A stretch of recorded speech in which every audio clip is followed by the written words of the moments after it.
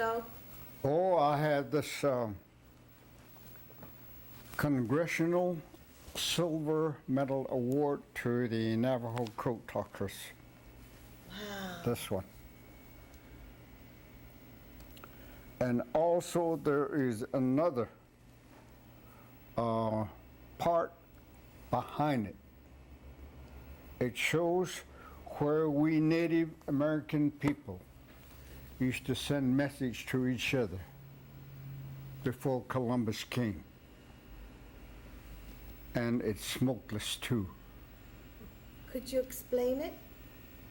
I will explain it. If I have a overhead projector, I can project it on the screen and talk about it. Okay. Right now, I just want to mention that so that people would come maybe tomorrow or the next day. Okay.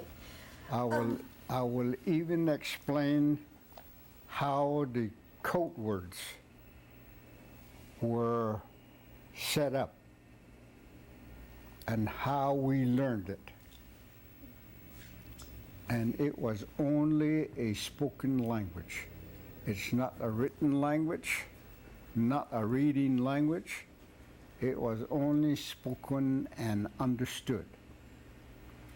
And I found out after I've been traveling throughout the United States that some of the Native people, when they talk to one another, I catch some of the words that is familiar to our language.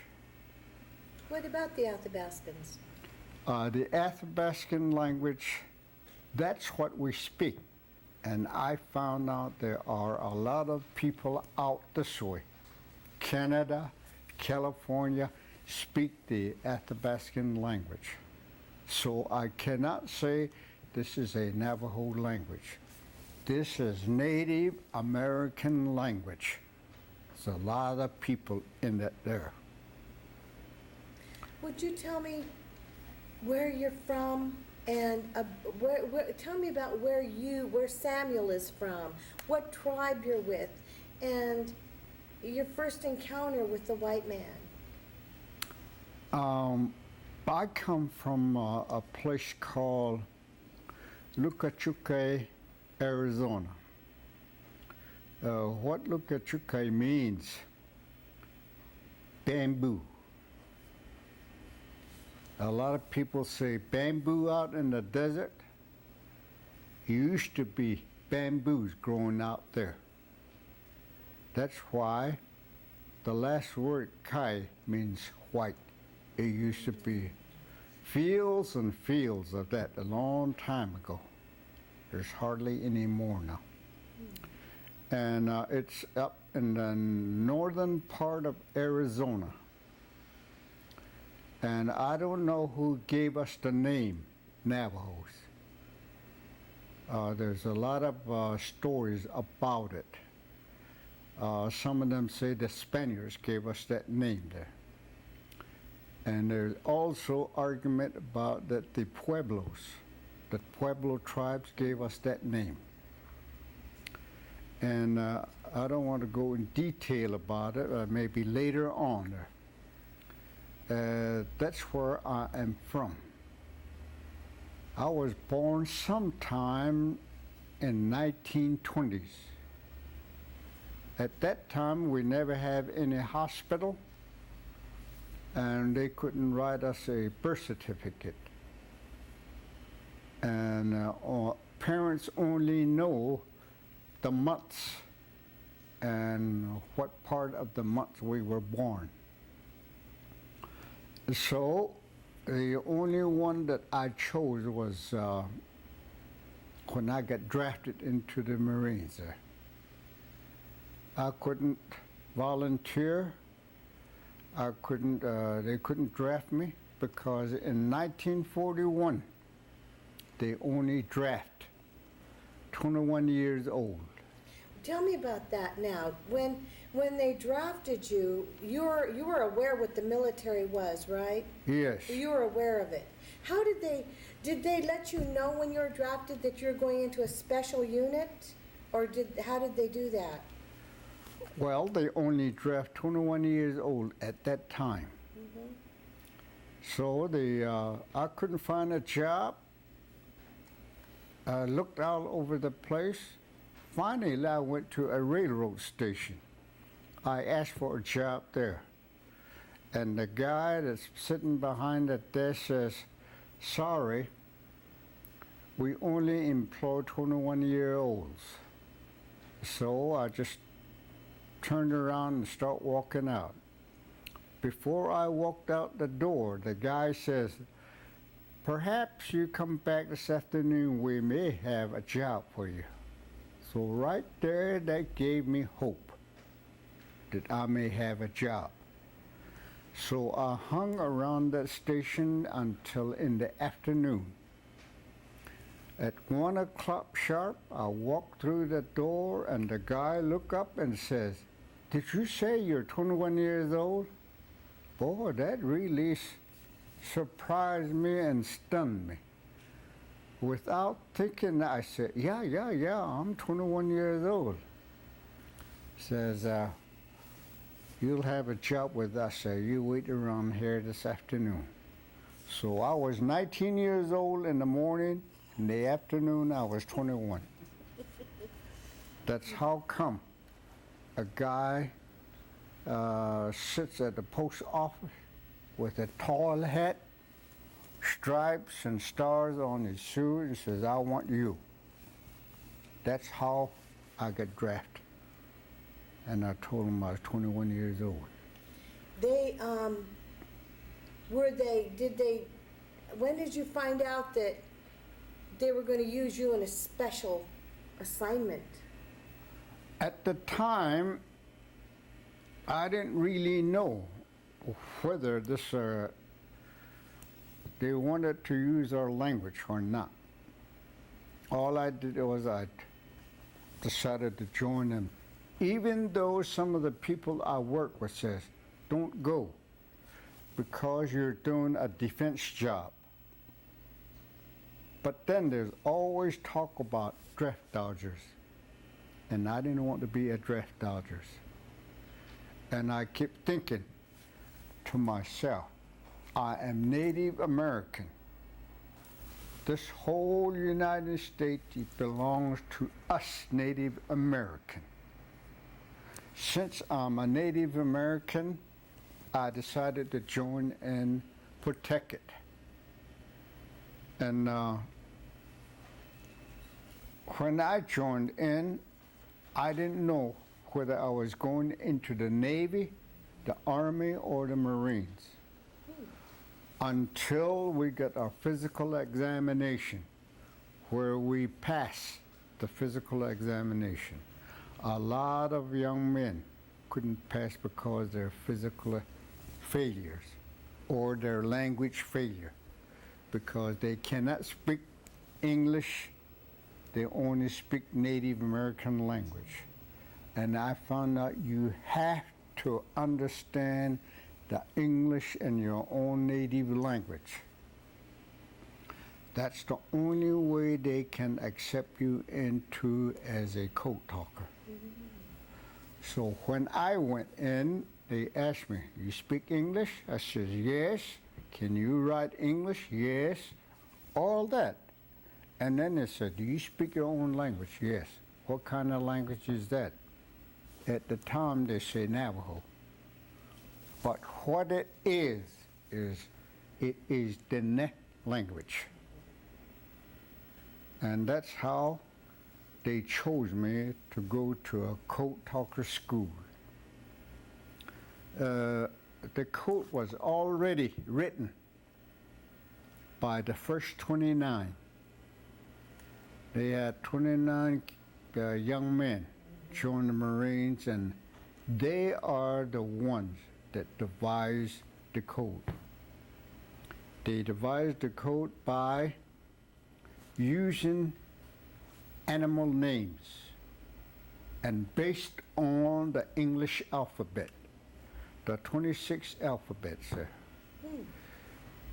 They divided those coded words according to what animals use the air, like they live in the sky, and those animals that live on the land, walk on the land, and animals that live in the water or in the water, on the water. Like a submarine would be a what? Yes.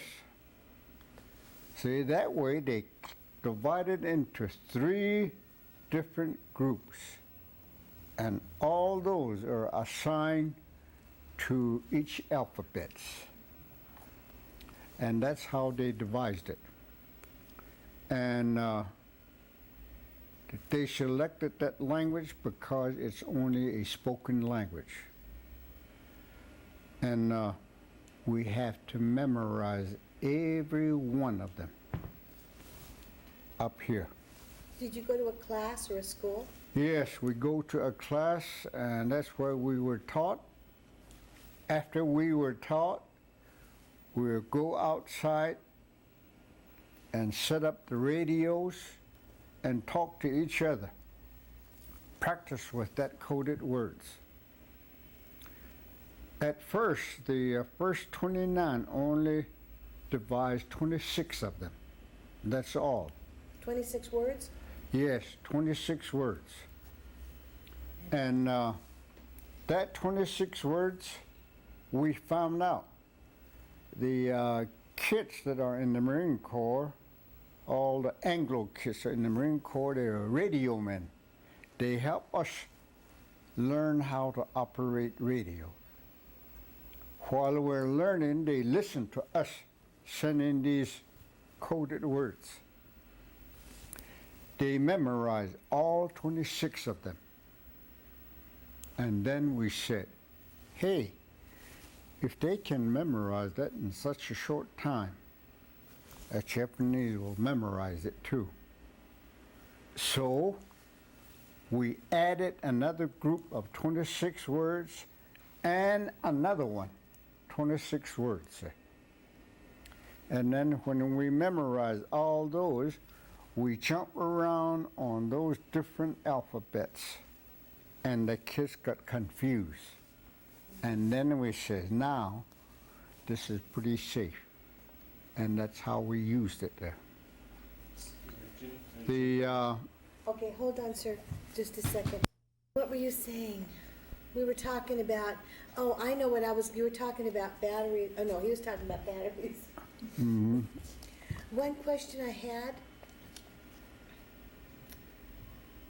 it's always intrigued me when you were over there, that you had a bodyguard, someone assigned to you. Some of them say they had a bodyguard assigned to them. Okay. With me, I never knew. They never tell us. They said, don't you let out the secret about this. Don't tell anybody. So we kept it, never talked about it. My parents never knew. On top of that, my parents, all my brothers and sisters, they were never educated. I was the only one. They don't know how to read, they don't know how to write. All those years I've been in the Marine Corps, I never got a letter. I write to them, but I guess they get it, but they don't never write back to me, because we're way out in the middle of nowhere. The nearest town where we live from is about something like 35 miles. And that's a good day's trip on a horseback. And that's where I grew up. And It must have been, from where you grew up, it must have seemed really far to go into the battlefield. Could you tell me what it was like when you were working as as a soldier on the battlefield in the midst of the war? When I was drafted, I have to come back from my job to the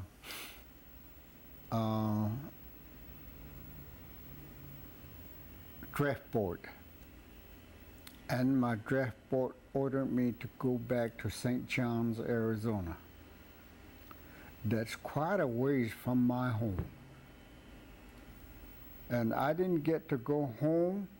I just went right to the St. John's, Arizona. There was no transportation over there. The only thing I did was to buy a Greyhound bus ticket and ride over there.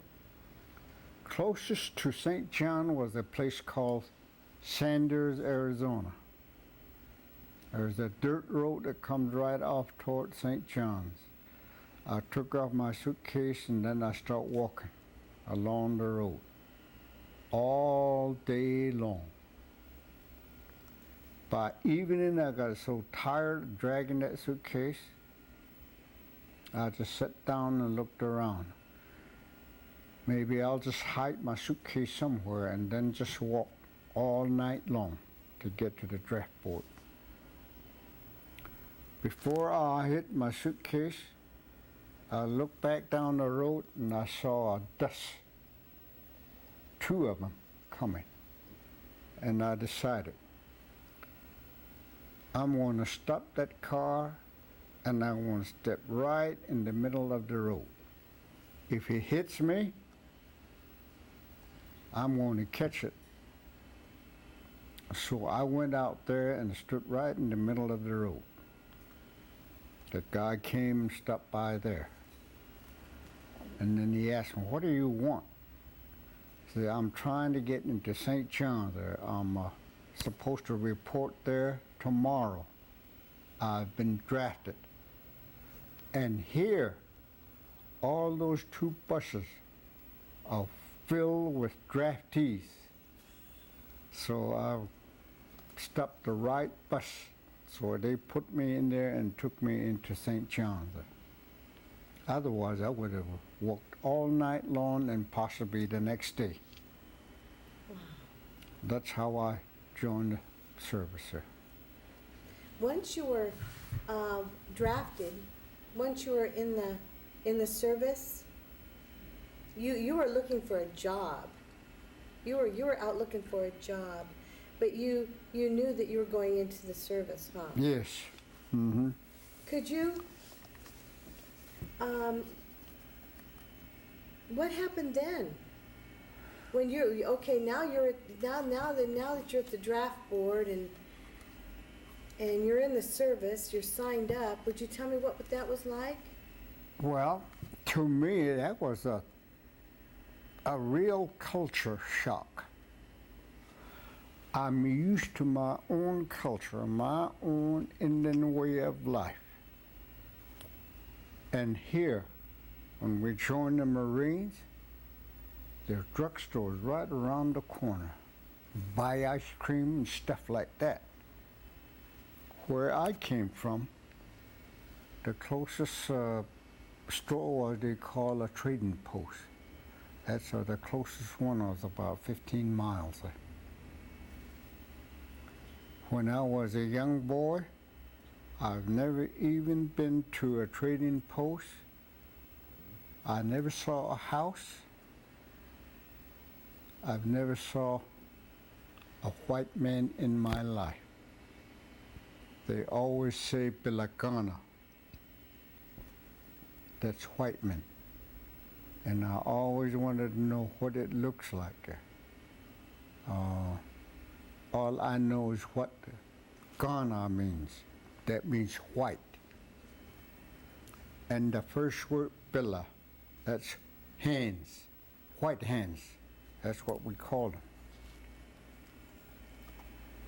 When I started the school sometime in something like 1930,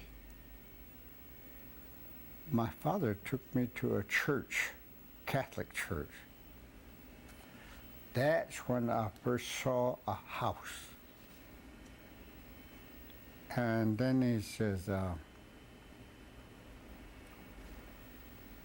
"Etni shorty," that means long clothes that drags on the dirt ground. He came out and he had a hood and a big light sleeve, and he had his hand inside that sleeve. He came out and his face all covered with beard. You hardly see his face, but his face is kind of red. But when he pulled out his hand right out of that rope, I saw his hand and it was white. I guess that was the first one we get in contact with a long time ago. That's how they give the white man the white hands in our language. And from there, that's all I knew. And I went to school. Sometime in 1937 or 38, I left our local school and I went to New Mexico. That's a high school. When I went there, I have never went back home. It's so far. My parents and my brothers and sisters were so poor, they couldn't come and get me. So I stayed away for 4 years going to school. After 4 years, I couldn't get back home, so I went right and looked for a job, and that's how I got my age changer and got a job. While I'm at work, I didn't get a chance to go home at all. I just got drafted and went into the service. I never went back to see my parents at all. All that time, our tribal chiefs told us, you go on and fight for your parents, for your country. See, I never knew what really country meant. And all this time, I thought I was trying to fight for my own little bitty reservation where I was born, and my father and mother and my brothers and sisters.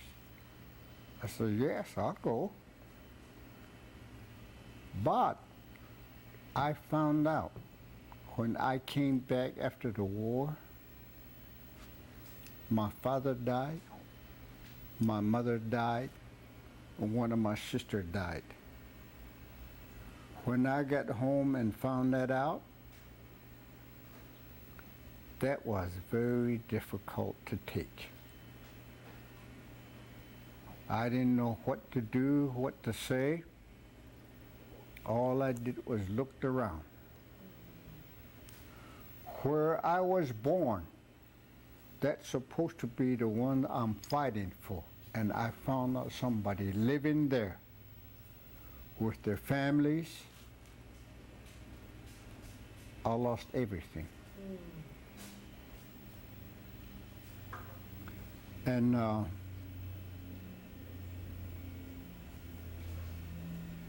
only sister I have is the one living in San Francisco. And I asked my other brothers and sisters, said, does she know? They said they don't know. Oh yeah, they don't know how to read and write. They couldn't write, they couldn't send a letter to her. So the next morning, all I could do was get a horse, ride to Chinle, the nearest town, and they told me, says, when you get there, leave the saddle there at the church and let the horse go. It will come back. And that's what I did.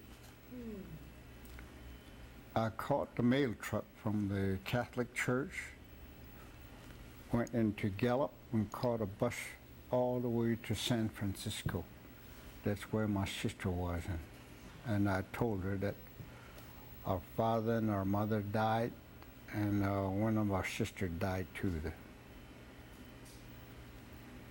From then on, that's besides what I'm talking Right, about. right. Now, in the Marine Corps, I took part on mostly on Iwo Jima, where that famous flag was raised. When it was raised, I intercept the coded message.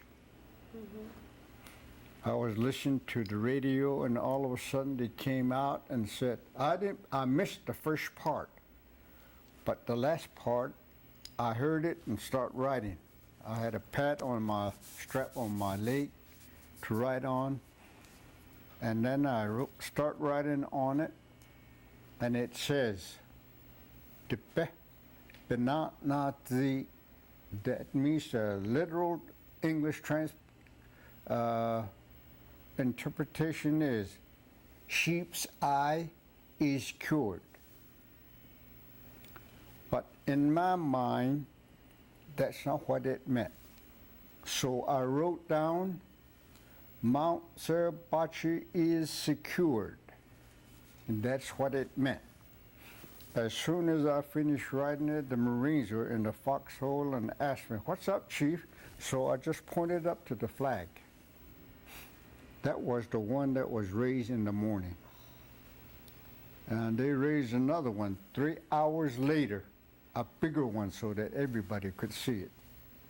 But the one that the message came in was the one in the morning there.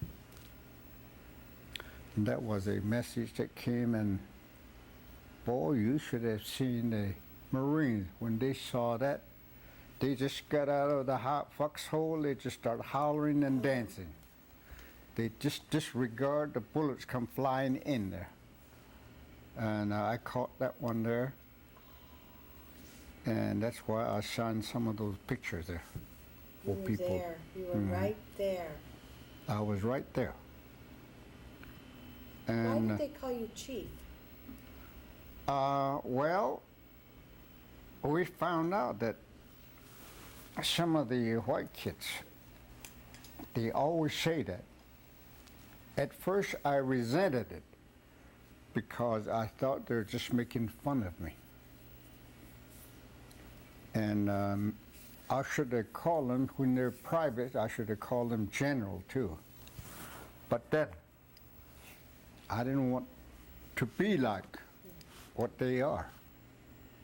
I wanted to respect everybody instead of making fun of other people there. So later on, as we got acquainted, get to know each other, and we beginning to know the purpose we were there for. The purpose they put us together for was to learn each other, learn to work together, learn to fight together, and protect each other. That was the main purpose. And then I accept what they called me, Chief. When you first, did you find prejudice when at the beginning? Oh yes. If, in fact, some of the Marines that are outside, they used to come and tell us, "You're stupid." But I found that we're not. Say, if I'm stupid, I speak English, do you speak my language? And I found out they don't speak our language. So who is more intelligent? We speak both languages. Yeah. And I would like to say this. Every Native American, they need to know where they are from. They need to know their own language and their culture. Where are we going? We're not going anywhere. This is our land, and we're going to stay on it. No matter what they say. If other people want to go somewhere to other stars, let them go. To me and myself, we will be here. This is our country. Changing tapes.